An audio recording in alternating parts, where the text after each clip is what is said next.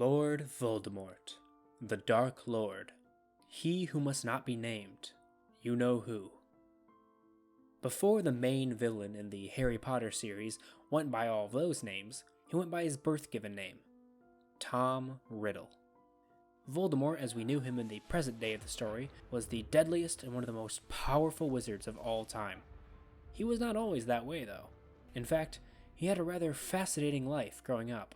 You could say he came from humble beginnings, and through his own hard work rose to become as skilled and intelligent as he was during the Second Wizarding War. Although his immense accomplishments and feats weren't exactly what you'd call noble. As Ollivander, the wandmaker, once said to Harry, "He who must not be named did great things. Terrible. Yes, but great." In this video, I'm going to explain to you why I think Tom Riddle has a more interesting backstory than any other character in the Harry Potter series. In the books, we find out most of this detailed history through Harry's perspective in the Pensieve with Dumbledore. During Harry's 6th year at Hogwarts, the headmaster shares several private lessons with Harry on Voldemort's past. This is all in an effort to confirm a theory Dumbledore has about Voldemort, as well as prepare and task Harry with the information he needs to defeat Voldemort. Together, they look through the memories of many witches and wizards who had a direct influence on Voldemort's life. There were 5 meetings altogether, spread throughout the year, that included a total of 7 memories. In the first memory, we follow a Ministry of Magic employee, Bob Ogden, specifically from the Department of Magical Law Enforcement. He arrives at the House of Gaunt to summon Morphin Gaunt to trial after he allegedly attacked a Muggle, Tom Riddle Sr. Morphin's sister, Merope, as well as his father, Marvolo, both live at the house and are present at this exchange. Marvolo Gaunt abuses Merope for having affection for Tom Sr. He does this in front of Ogden, especially when he starts showing off his family heirlooms. Ogden protects Merope Gaunt, which leads to him running out of the house and apparating out of fear, later returning with proper reinforcements, who apprehend Morphin and Marvolo. Both are sentenced to Azkaban. We, the readers, learn after the memory ends that Marvolo was Tom Riddle's grandfather. Merope was his mother. Morphin, then, being his uncle. They were purebloods who descended from Salazar Slytherin himself, one of the 4 founders of Hogwarts School of Witchcraft and Wizardry. Salazar, Morphin, and Marvolo all believed in pureblood supremacy and thought that all Muggles were subhuman. While the Gaunt men were in prison, Merope had the residence to herself. She was able to break free of the abuse she suffered all her life over suspicion that she was a squib. A squib is someone born to magical parents, yet who possesses no magical ability themselves. In reality, Merope was a witch, but the abuse she faced on a daily basis caused her magical powers to bury themselves through mental barriers due to her trauma. With the Gaunt men gone, she practiced her craft and went to pursue Tom Sr. He was uninterested in her, so she brewed a love potion and gave it to him. For those unaware, love potions in the wizarding world do not create real love. They merely cause strong infatuation and obsession. This meant that while Merope was on top of the world, being in love with Tom Sr., he didn't share those feelings back deep down. He basically was under a spell. Merope soon got pregnant. Feeling guilty about having her true lover under the effects of love potions, she stops giving them to him. Merope hoped that their time together and the expecting of a child would make him stay with her and be happy. She was wrong. He was furious and subsequently abandoned her and the unborn child. The next memory follows a much younger Dumbledore. This Dumbledore arrives at an orphanage and meets with Mrs. Cole over an orphan named Tom Marvolo Riddle. She tells Dumbledore about many incidents over the years that she has dealt with over Tom, including things that happened between him and the other children. It is explained that Tom's mother, Merope, gave birth to him at the orphanage and died shortly later. She died without ever revealing her identity, only mentioning what she wanted her son to be named. Tom doesn't believe that Dumbledore is there to take him to Hogwarts, which he learns about both the school and the existence of the wizarding world from Dumbledore during their conversation that day. Dumbledore then proves it to him by performing magic. Tom is clearly ecstatic to learn about his abilities, happy to hear that he is special, or in his mind, better than the rest of the children at Rule's orphanage. He also tells Dumbledore that he can talk to snakes. He later regrets this because he learns that speaking Parseltongue is a rare ability, and that Salazar Slytherin had it too. Dumbledore also learns, and observes, that Tom prefers to work independently and didn't make many friends, nor wanted to. The third memory was quite short. It showed Tom at the Gaunt House for the first time in his life. He met Morphin, who at first mistook him for Tom Sr. After Tom demonstrated he was a Parselmouth, Morphin revealed to him that Marvolo was dead and about how Tom Sr. left Merope. This news infuriated Tom Riddle. After that, the memory goes dark. The reason being that Tom proceeded to stun Morphin and take his wand. He traveled to the Riddle house and murdered his father along with his grandparents. After that, he returned to the Gaunt Shack and modified Morphin's memory to make Morphin think he committed the murders. Tom then stole the family ring and left, leaving Morphin to confess to the murders when authorities came to investigate. Morphin died in Azkaban. Now we arrive at the tampered memory of Horace Slughorn, who was Tom Riddle's potions professor.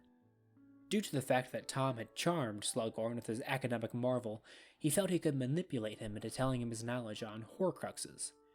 According to this memory, it didn't work. Slughorn scolded Tom out of his office. However, we learn after the real memory is collected that Slughorn did reveal what he knew to Tom. Riddle asked him what Horcruxes were, and if someone could make as many as 7. Slughorn told Tom what they were, but was mortified at the thought of someone creating 7 Horcruxes, as that had never been done. It would be extremely dangerous, not to mention immoral, as you have to kill another person to make one. This memory was vital information to Dumbledore and Harry, as it provided a way to defeat Voldemort. By destroying his Horcruxes, Voldemort would be mortal. All throughout his time at Hogwarts, Tom Riddle had charmed all of his professors through the combination of his outstanding academic success and his charisma. It helped as well that he was a handsome man, as described by several people who knew him at that time. He continued to use his charm after graduation when he got a job at Borgin & Burke's, a shop of dark artifacts. Tom was very skilled at this job. However, it was shocking to the wizarding community that Tom worked there. Riddle had an exceptional career at Hogwarts, going from prefect to head boy, winning many awards, and scoring outstandings in all of his exams. People expected true greatness from him. The Ministry of Magic even offered him several positions immediately after he graduated, but Riddle turned them all down. The following memory shows Tom using his charismatic skills once again to acquire 2 of the objects he'd used for Horcruxes. He met with Hepzibah Smith over 2 of her most prized possessions, those being the Cup of Helga Hufflepuff and Slytherin's Locket. Riddle killed her quickly after and stole the objects. Before leaving, however, he modified the memory of Hepzibah's house elf, Hoki, into thinking she accidentally poisoned her master's cocoa. This once again led to Tom getting away with murder. After collecting the 2 objects, Tom Riddle vanished for 10 years. No one knew of his whereabouts the entire time. He was studying dark magic like never before, pushing magic to its limits through his creation of multiple Horcruxes. His appearance started to morph for the worst as the effects from so many Horcruxes were depleting his body. No longer was he handsome Tom Riddle. This is where he took public the alias of Lord Voldemort. Once he returned to society, Lord Voldemort went straight to Hogwarts and asked Headmaster Dumbledore for the position of Defense Against the Dark Arts professor. Dumbledore, not trusting Tom and his intentions, turned him down. Angered by this, Tom cursed the position, making it so no professor would last more than a year. This was the final memory before the authentic Slughorn memory, and it was of Dumbledore's. The basic story afterward is what most fans know already. Voldemort then rose to power with his army of Death Eaters and banished creatures. The First Wizarding War took place. Dumbledore formed the Order of the Phoenix. Severus Snape overheard half of the prophecy given by Sybil Trelawney to Albus in the Hogshead. Snape proceeded to inform Voldemort of what he heard. Voldemort, wanting to prevent the prophecy, took immediate action and went to kill Harry Potter. From Harry's perspective in the story, you know the rest. To me, this backstory is stellar character writing. It represents how much J.K. Rowling understands her characters. Tom Riddle was vastly intelligent, talented, cunning, charismatic, and narcissistic. He had the traits of a great leader. Not a moral one, of course, but one who would easily gain loyal followers. Riddle was vastly manipulative without ever having real friends he cared for. He saw everyone as either a servant or an enemy. As phenomenal as his achievements were, Voldemort was human after all. He had weaknesses, perhaps his greatest weakness being his underestimation and total disregard of love magic.